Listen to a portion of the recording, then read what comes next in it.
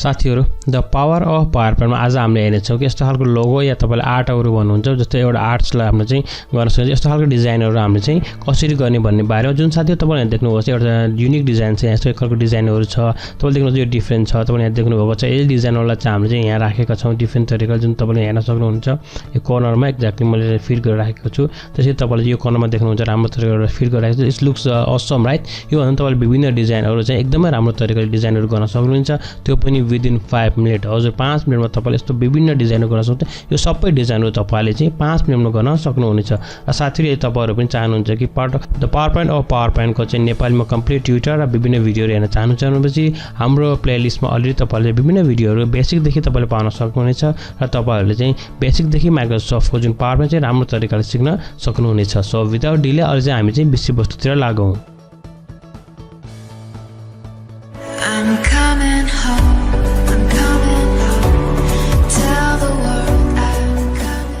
नमस्कार साथीहरु तपाईहरु हेर्दै हुनुहुन्छ टेक एनपीएल च्यानल र म पविन्द्र र साथीहरु यदि तपाईहरुले हाम्रो च्यानल सब्स्क्राइब गर्नुभएको छ भने तपाईलाई धेरै धेरै धन्यवाद र यदि तपाईहरुले हाम्रो च्यानल सब्स्क्राइब गर्नुभएको छैन भनेपछि कृपया हाम्रो त्यो च्यानललाई सब्स्क्राइब गरी बेल आइकनलाई क्लिक गर्न पनि नभुल्नु होला किनभने पछि हामीले दैनिक रूपमा टेक्नोलोजीमा टिप्स र फ्री सफ्टवेयरको रिभ्यूहरु र माइक्रोसफ्ट अफिसको कम्प्लिटली ट्रेनिङ भिडियोहरु नेपालीमा लिएर आउने गर्दछौं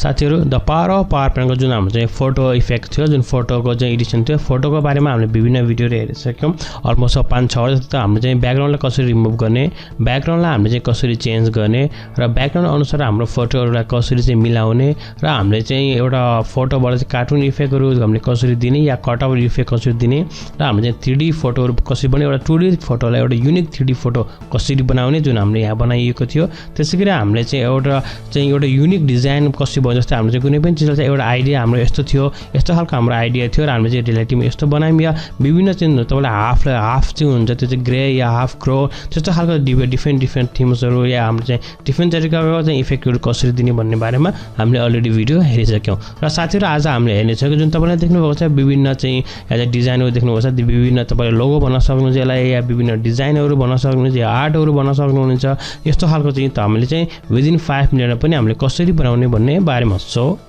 लेट्स बिगिन साथी सबभन्दा पहिला म एउटा चाहिँ नयाँ स्लाइड लिएर गइरहेको छु जुन चाहिँ मैले यहाँ एउटा नयाँ स्लाइड लिएँ सो हाम्रो चाहिँ यो प्लेस होल्डर जुन हुन्छ प्लेस होल्डरको हामीलाई आवश्यकता छैन so let's remove the place holder हामीले प्लेस होल्डर रिमुभ गरिसक्यौं साथीहरु र तपाईले देख्नुहुन्छ यस्तो खालको हामीले चाहिँ अब बनाउन गइरहेको छ यसको लागि तपाईले चाहिँ एउटा सिलेक्ट गर्नुस् सिलेक्ट गरिसकेपछि सबैभन्दा पहिला तपाईलाई जान पनि हुन्छ जुन तपाईको चाहिँ इन्सर्टमा हुनु पनि हुन्छ तपाईले इन्सर्टमा हुनुहुन्न भनेपछि या तपाई होममा हुनुहुन्छ भने तपाई चाहिँ इन्सर्टमा आउनु होला र साथीहरु जब तपाई इन्सर्टमा हुनुहुन्छ हामीले चाहिँ यहाँ देखेछ सेभ राइट सेभमा तपाईले क्लिक गर्नु जुन पनि सेभहरु हुन्छ त्यसपछि तपाईले यहाँ जानु ओभन सेभ हुन्छ जस्तै ओभन सेभ जुन हाम्रो गोलो तरिकाको या हल्का हुन्छ तर गोलो इज फाइन ओभन सेभमा तपाईले क्लिक गर्नु होला त्यसपछि तपाईहरु चाहिँ शिफ्ट थिच्नु पर्छ साथीहरु शिफ्ट थिच्नुस् शिफ्ट थिचेर बीचमा एउटा सानो लाइन लाउनुस् यतिको ओके यतिको लाइन मैले लगाइसके त्यो तपाईको कुनै पनि कलर आउन सक्छ त्यो तपाईको थीम अनुसार white black red green don't worry about it किनभने हामीले बेसिकमा अलरेडी यसको बारेमा कुरा गरेका थियौं so don't worry about it so त्यसपछि यसलाई क्लिक गर्नुस् सो म जान्छु फर्मेटमा फर्मेट गएपछि जुन हुन्छ सेभ फिलमा म जान्छु then I will make it no colour चाहिँ मलाई चाहिँ कलर चाहिएन सो जुन चाहिँ हुन्छ अब सेभ आउटलाइन म बनाउँछु अहिले चाहिँ black let's go to white right white चाहिँ हामीसँग देखिन्छ यहाँ black पनि is not bad but I'll go for white okay let's go for white त्यसपछि म यसको हल्का साइज पनि बढाउँछु सो म फेरि त्यहाँ गए अनि white मा गएर यसको साइज हल्का हामीले बढाउन so looks like 3 it is much better right त्यसपछि म चाहिँ Ctrl+D गर्छु त्यो पनि 10 चोटी 1 2 3 4 5 6 7 8 9 10 Ctrl+D is a duplicate right त्यसपछि म चाहिँ Ctrl+A गर्छु सबैलाई सिलेक्ट गर्यौं सबैलाई सिलेक्ट गरेपछि हामी जान्छौं अरेन्जमा जुन यहाँ अरेन्ज हुन्छ अरेन्जमा गइसकेपछि जान्छौं अलाइनमा गइसकेपछि म चाहिँ गर्छु फर्स्ट सेन्टरमा आयो सबै सेन्टर भइसके फेरि हामी जान्छौं अरेन्जमा गएपछि हामी जान्छौं अलाइनमा सेन्टरमा आइसकेपछि हामी जान्छौं अब टपमा जुन चाहिँ एक माथि अर्को आउने खालको र हामी चाहिँ क्लिक गर्छौं अलाइन टप अलाइन टपमा देख्नु तपाईले चाहिँ यो एउटा अलाइन भइसक्यो हेर्दा एउटा देखिन्छ तर हाम्रो यहाँ चाहिँ 10 वटा छ राइट हाम्रो 10 वटा भइसक्यो सो म्याजिक भन्नुभयो the magic will begin from here तपाईले चाहिँ त्यस्तो 10 वटा बनाइ सक्नुभयो सो वी हेभ 10 राइट त्यसपछि तपाईले के गर्नुपर्छ भनेपछि साथै यसलाई चाहिँ हामीले चाहिँ कन्ट्रोल शिफ्ट ड्र्याग पनि भनिन्छ त्यसपछि तपाईले चाहिँ अब कन्ट्रोल र शिफ्टलाई चाहिँ तपाईले थिच्नु पनि हुन्छ तपाईको कीबोर्डमा कन्ट्रोल र शिफ्ट तपाईले देख्नुहुन्छ तपाईको कर्सरको माउस यस्तो खालको हुन्छ जस्तै यो भयो यस्तो तपाईले देख्नुहुन्छ then what you have to do here तपाईले चाहिँ यसरी चाहिँ अब चाहिँ तान्नु बिस्तारै जुन तपाईले सिलेक्ट गर्नुभएको छ एक्टिभ हुन्छ त्यसपछि कर्नरमा समातेर बिस्तारै तान्नु तपाईलाई कतिको चाहियो से मलाई चाहिँ यतिको चाहियो सो लिभ दिस वान फेरि अगाडि बढ्नु तपाईले त्यसलाई समात्नु तपाईलाई कतिको चाहियो यसरी तपाईले सजिलो तरिकाले चाहिँ गर्न सक्नुहुन्छ 10 चोटीसम्म तपाईले यसलाई चाहिँ तान्नु पनि हुन्छ साथै मैले चाहिँ अलरेडी नै यसले चाहिँ राउन्ड बनाइसके 10 चोटी चाहिँ मैले यसलाई चाहिँ अब रेडी गरिसके भनेपछि अब हामीले चाहिँ अब यहाँबाट चाहिँ अब चाहिँ हाम्रो चाहिँ सेकेन्ड म्याजिक चाहिँ स्टार्ट हुन्छ या हाम्रो चाहिँ सेकेन्ड ट्रिक चाहिँ यहाँबाट सुरु हुन्छ so again we go for the control plus A to select all गर्नुभयो त्यसपछि हामी जान्छौँ फर्मेटमा तपाईले फर्मेटमा गएपछि तपाईहरु जान पर्ने हुन्छ एडिट सेफ जुन एडिट सेफ तपाईले देख्न सक्नुहुन्छ एडिट सेफमा गएर तपाईले क्लिक गर्नु होला र चाहिँ चेन्ज सेफ हुन्छ यहाँ चेन्ज सेफमा चाहिँ तपाईले क्लिक गर्नु अब हामीले चाहिँ यसलाई क्लिक गर्न गइरहेका छौं चेन्ज गर्न गइरहेका छौं जुन चाहिँ यो चाहिँ सर्कलमा थियो या चाहिँ राउन्डमा थियो त्यसपछि तपाईले सजिलो तरिकाले डिफरेन्ट हामीले चुज गर्न सक्नुहुन्छ स्पेशली हामी चाहिँ जान्छौं स्टारमा जान्छौं स्टार एन्ड ब्यानरमा so let's go for the 32 star यो चाहिँ फर्स्ट जुन छ आई मिन लास्टको जुन छ यो चाहिँ 32 स्टारको सो क्लिक ओभर हिट